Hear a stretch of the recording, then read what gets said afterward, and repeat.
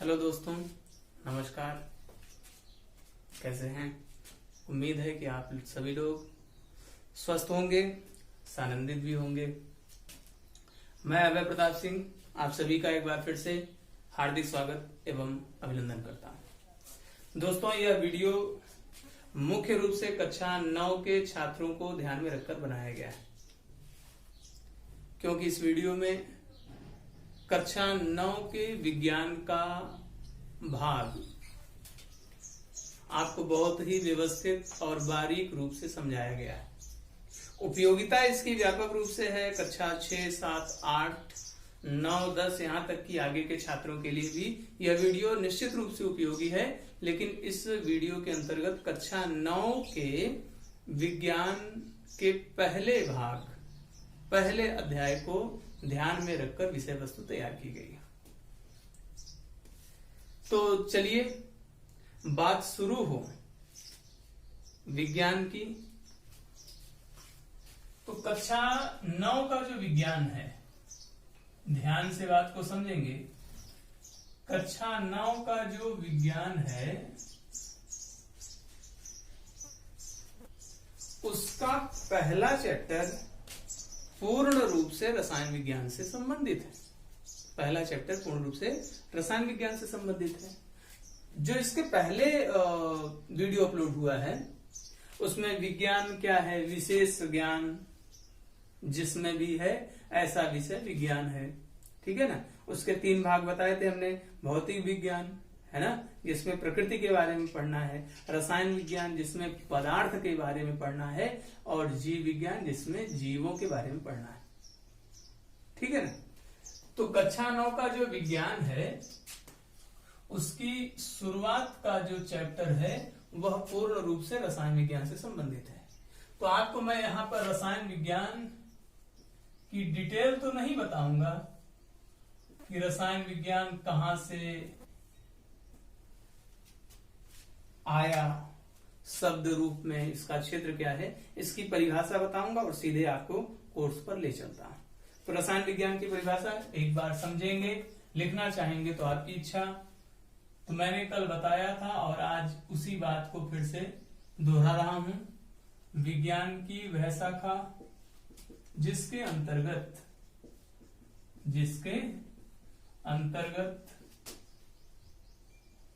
पदार्थ की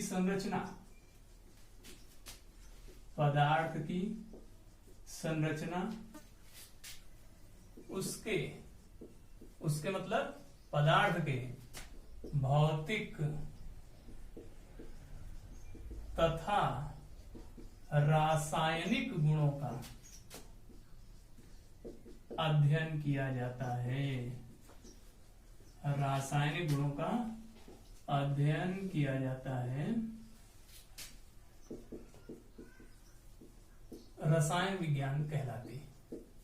यह परिभाषा आपको ध्यान में होनी चाहिए, है ना। जैसे कुछ भी करें आप, जीवन में कुछ भी करें, है ना, तो क्यों कर रहे हैं, उसका कारण क्या है, उसका प्रभाव क्या है ना, वो सब चीजें आपको स्पष्ट होनी चाहिए। तो रसायन विज्ञान आप पढ़ रहे हैं तो रसायन विज्ञान के अंतर्गत आपको क्या पढ़ना है ना, किन बातों के बारे में आपको समझाया जाएगा, वो चीजें एकदम दिमाग में स्पष्ट होनी चाहिए। रसायन विज्ञान की क्या परिभाषा लिखा, विज्ञान के वह शाखा जिसके अंतर्गत पदार्थ की संरचना कैसे बना है ना, पदार्थ की संरचना, उसके भौतिक तथा रासायनिक गुणों का अध्ययन किया जाता है, रसायन विज्ञान कहलाती है। तो ये तो हो गया रसायन विज्ञान। परिभाषा की जरूरत क्यों पड़ी, क्योंकि कक्षा 9 और यहाँ तक कि कक्षा 10 का भी पहला चैप्टर रसायन विज्ञान से ही संबंधित है। तो रसायन विज्ञान के बारे में इतनी आधारभूत बात आपको मालूम होनी चाहिए। चलिए, चूंकि यह कक्षा 9 का विज्ञान है और उसके पहले चैप्टर का संबंध रसायन विज्ञान से है, तो यह बात तो जरूरी हो जाती है कि उस पहले चैप्टर का नाम क्या है। चूंकि अब यूपी बोर्ड में भी एनसीईआरटी पाठ्यक्रम लागू हो चुका है और इसलिए उसके पहले चैप्टर का नाम हमारे आसपास के पदार्थ ऐसा है। हमारे आसपास के पदार्थ, ये एनसीईआरटी की बुक। एनसीईआरटी कहने का मतलब यूपी बोर्ड में भी मान्य है ना, सीबीएसई में एनसीईआरटी सिलेबस चलता ही है, तो ये व्यापक रूप से एक तरीके से कहिए सबको यही चैप्टर पहले अभ्यास के रूप में कक्षा 9 में पढ़ने को मिलता है। ठीक है ना। चलिए अब इस चैप्टर पे आते हैं। हमारे आसपास के पदार्थ, क्या सोचना है, इस चैप्टर की रचना किन बातों को लेकर की गई रही होगी। आप अपने अगल बगल देखिए, जहां भी आप हैं, जैसे मेरे पीछे ये, हाथ में ये, ऊपर ये है ना, दीवारें हैं अगल बगल, जिससे आप देख रहे हैं वो कैमरा भी है, जिसपे ये कैमरा टिका हुआ है, स्टैंड भी है। मेरे आसपास तो यही पदार्थ। आप अपने आसपास देखिए, क्या है, बल्ब है ना, शायद सूर्य हो। आपको अगर चिड़ियों की चहचहाहट आ रही होगी तो मेरे पास तो चिड़िया भी है, ऊपर है, आपको दिखाई नहीं दे रहा होगा। ठीक है। अब आप तय कीजिए आपके आसपास कौन सी चीजें हैं, उन चीजों को कैसे देख रहे हैं आप। खाने की दृष्टि से देख रहे हैं, या सोच रहे हैं कि मैं नहीं उड़ पा रहा हूं, चिड़िया उड़ रही है, ऐसा कुछ, या कुछ गंध, दुर्गंध, सुगंध, इस मॉडल से देख रहे हैं। तो मैं आपको एक तरीका बताता हूं देखने का, नजरिया है ना, नजरिया आपको बता रहा है। आप देखिए कि पहले कौन सी चीजें आप दबा सकते हैं, मतलब दबाव दें तो असर करे। ये नहीं कि आप बोर्ड दबाइए, कह दीजिए सर दबा तो रहे हैं, चलिए ठीक है, अच्छी बात है, दब नहीं रहा है ना, तो आपको मन में ये जानना है, हमने दबाव दिया, क्या वह हमारे दबाव से दबा। पहला आधार ये, 5 चीजों की लिस्ट बनाइए, जैसे मान लीजिए कुर्सी, पानी, मेज, जहां पर आप गद्दा है कि नहीं, या कुछ और चीजें, हवा ही ले लीजिए, जैसे ये हमारे और इस कैमरे के बीच में, या हमारे और आपके बीच में हवा है ना, हवा होगी, आप, मैं यहां हूं, आप वहां होंगे, तो हवा तो सर्वव्यापी है, ईश्वर मानिए उसको पृथ्वी के लिए, तो हवा है। 5 चीजों की लिस्ट बनाइए, अब सबको दबाइए। जो चीजें दब रही हैं तो लिखा आपने वस्तुओं के नाम, और अगला कॉलम हो गया आपका दबाने पर, है ना। तो अगर दब रही है तो सही का निशान, दब नहीं रही है तो कट कर देंगे, क्रॉस का निशान लगा देंगे। ठीक, ये हो गया दबाने पर। दूसरा है आप जमीन पर डाल दीजिए, है ना। जमीन पर डालने का क्या मतलब, जमीन पर डालने का मतलब देखिए, क्या वह बह रहा है, बहना, जैसे नदी बहती है। अच्छा एक बात बताऊं आपको, जो बहता है वो कहीं जाता है, नदी बहती है तो कहीं से कहीं को जाती है, समुद्र को जाती है ना, जो बहता है वो जाता है। हवा बहती ही है, जैसे आप कह रहे हैं हवा लग रही है, लग रही है का क्या मतलब है, कहीं से आई और आपको लगी, यही तो इसका मतलब आपने लिस्ट में अगर हवा का नाम रखा होगा, वायु का नाम रखा था, तो बह तो रही है, सही का निशान। पानी बह रहा है, सही का निशान। कुर्सी, क्या विचार है, कह दीजिए सर बह रही है, क्यों, कहा फर्राटा लगाए थे सर, वो उड़ गई कुर्सी, बह रही थी कुर्सी भी। जैसे आंधी तूफान आता है, पत्तियां बहती हैं। स्वाभाविक गुण देखना, स्वाभाविक गुण है ना, हवा का स्वाभाविक गुण है बहना। अगर पानी को सीमा में बांधा न जाए, बर्तन में बांध कर रखा न जाए तो बहेगा, अगर उसकी सीमा नहीं है तो बहेगा, ठीक है ना। तो हवा में, वायु में बहने का गुण है, जल में भी बहने का स्वाभाविक गुण है, कुर्सी में बहने का स्वाभाविक गुण नहीं है। बोर्ड में बहने का, ध्यान रखिएगा, स्वाभाविक गुण नहीं है। कोई कहे सर चिड़िया किस में रखेंगे, जाती है एक जगह से दूसरी जगह तक। मैंने कहा था जो बहता है वो जाता है, तो चिड़िया जाती है तो बहती होगी। आप ध्यान से सुने, मैंने कहा जो बहता है वो जाता है, और आप क्या कह रहे हैं, जो जाता है वो बहता है। जाते तो आप भी हैं, स्कूल जाते हैं, सब्जी लेने जाते हैं, मार्केट में सामान लेने जाते हैं, तो आपको मैं थोड़ी कहा कि आप बह रहे हैं। उसको उड़ना कहते हैं, चलना कहते हैं, बहना अलग शब्द है। तो चिड़िया उड़ती है, बहती नहीं है। पानी उड़ता नहीं है, बहता है। हवा बहती है, उसमें कहा है एक गीत में, हवा हूं हवा में बसंती हवा हूं, जिधर चाहती हूं उधर घूमती हूं, है ना, वो है उस कविता में। 5 तक में मिल जाती है कविता, 8 तक में तो कम से कम मिल जाती है। तो आपने लिस्ट बना रखी है 5 लोगों की, 5 वस्तुओं की, और टिक कर रहे हैं कि दबाने पर कौन दब रहा है ना, और बहने के आधार पर कौन बह रहा है। तो ये हुआ चीजों का निरीक्षण करना। हम अपने आसपास के पदार्थ को देखें, और किस नजरिए से देखें, इस नजरिए से। स्वाद के नजरिए से भी देख सकते हैं, दबाने के नजरिए से हमने देखा, बहने के नजरिए से देखा, स्वाद के नजरिए से देख सकते हैं, गंध के नजरिए से देख सकते हैं, आकार के नजरिए से देख सकते हैं, बहुत नजरिया हो सकता है। रसायन विज्ञान या विज्ञान ही समझना है तो अपने आसपास की चीजों को बहुत ही गहराई और गंभीरता से समझना पड़ेगा, तब तो विज्ञान आपके बुद्धि को भेद पाएगा, उसमें अपनी जगह बना पाएगा, है ना। एक सामान्य छात्र और एक विज्ञान की दृष्टि वाला छात्र इसी फर्क को लेकर जीता है।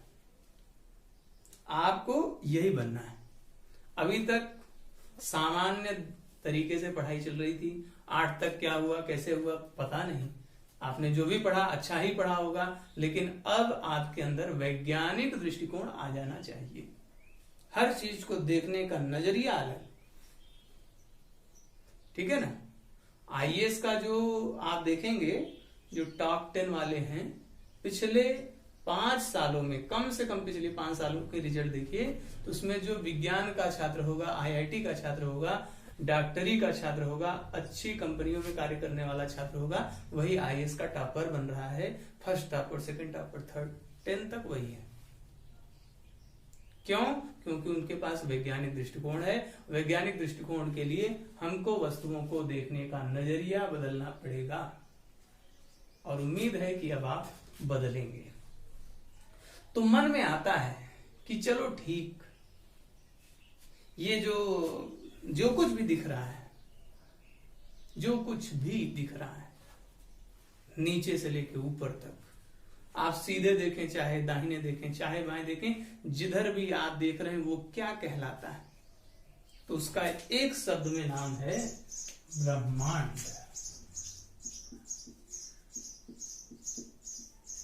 उसको अंग्रेजी में यूनिवर्स कहते हैं, ठीक है। तो जहां हम रह रहे हैं, जहां पर यह वस्तुएं हमको दिख रही हैं, उपस्थित हैं, हम अनुभव कर पा रहे हैं, उस जगह का नाम कहलाता है ब्रह्मांड। ये सब कुछ ब्रह्मांड के हिस्से हैं, टुकड़े, अवयव हैं। अब इस पूरे ब्रह्मांड का निर्माण कैसे हुआ? किन किन चीजों से हुआ निर्माण? क्या चीजें लगी? किसने बनाया? तो कहा, गीत याद कर लो तो उसका उत्तर क्लियर है, उसमें है नहीं, जिसने सारा जगत बनाया हम उस ईश्वर के गुण गाएं। बनाया उस ईश्वर ने, कविता में स्पष्ट है, जिसने सारा जगत बनाया। बहुत चीजें उसमें, जिसने फूलों को महकाया, जिसने चिड़ियों को चहकाया, जिसने सारा जगत बनाया हम उस ईश्वर के गुण गाएं। तो बनाने वाला तो ईश्वर है। बनाया किसने? ईश्वर। बनाया कैसे? किन पदार्थों से मिलकर बना? तो शुरुआत में दो ही चीजें थी। दो ही चीजें थी। कौन कौन सी थी वस्तुएं जिनसे ब्रह्मांड का निर्माण हुआ? तो दो ही चीजें। कौन? एक द्रव्य और दूसरा ऊर्जा। तो ब्रह्मांड का निर्माण दो प्रकार के तत्वों से हुआ, मुख्य रूप से दो प्रकार के तत्व, द्रव्य और ऊर्जा। एक कहानी, छोटी सी कहानी सुनाता हूं आपको। कहा जाता है कि प्रलय काल हो चुका था, कुछ ही मनुष्य जीवित थे। उसमें एक मनुष्य, जिससे मनुष्य शब्द बना है, उस मनीषी ऋषि का नाम था महाराज मन। मानव और मनुष्य उन्हीं के नाम से लेकर बना हुआ है, मनु के नाम से। तो कहते हैं राजा मनु एकदम स्थिर भाव से खड़े थे। कहा जाता है कि पहले आग की लपटें उठती हैं, प्रलय काल में आग की लपटें उठती हैं, आग की लपटें शांत होती हैं। कैसे?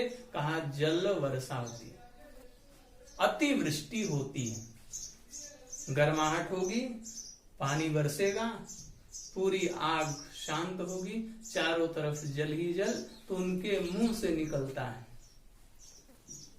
जब चारों तरफ अपने देखते हैं, जैसे मैंने आपको शुरुआत में कहा अपने चारों तरफ देखिए, तो जब उनके मन में आया कि मैं अपने चारों तरफ देखूं, तो वो कहते हैं, एक लाइन में बात पूरी करूंगा, उन्होंने कहा एक तत्व की ही प्रधानता।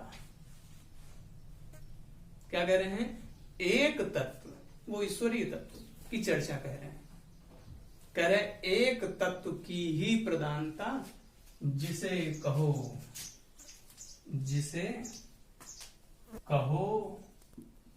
जड़ या चेतन। तो महाराज मन, जब पृथ्वी शुरुआत हुई, पृथ्वी पर जीवन की शुरुआत हुई, तो जब उन्होंने अपने चारों तरफ देखा तो उन्होंने कहा मैं एक ही वस्तु को, एक ही तत्व को देख पा रहा हूं, आप उसे कहो, इसे कहो जड़ या चेतन। अगर हिंदी में आपको थोड़ा सा आपकी शब्दावली मजबूत करूं, तो जड़ को अस्थावर कहते हैं, इसको जंगम कहते हैं, इसको अचर कहते हैं, जो चल नहीं सकता, वही स्थिर रहने वाला है, वही जड़ है, बदलाव स्वीकार नहीं, और ये है चर। आप विज्ञान पढ़ रहे थे इतने दिनों से, तो आपने पढ़ा कि दो ही प्रकार के जीव होते हैं, जो जीवन के साथ हैं और जो जीवन के साथ नहीं है।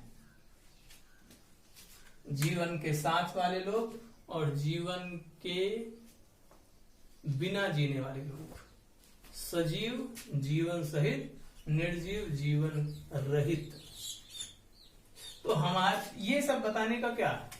ये सब बताने का क्या कि आधुनिक विज्ञान जो मैं आज आपको पढ़ा रहा हूं, जिसके बारे में आपसे चर्चा कर रहा हूं, उसमें ही पहले नहीं बताया गया था कि दो तत्व होते मुख्य रूप से।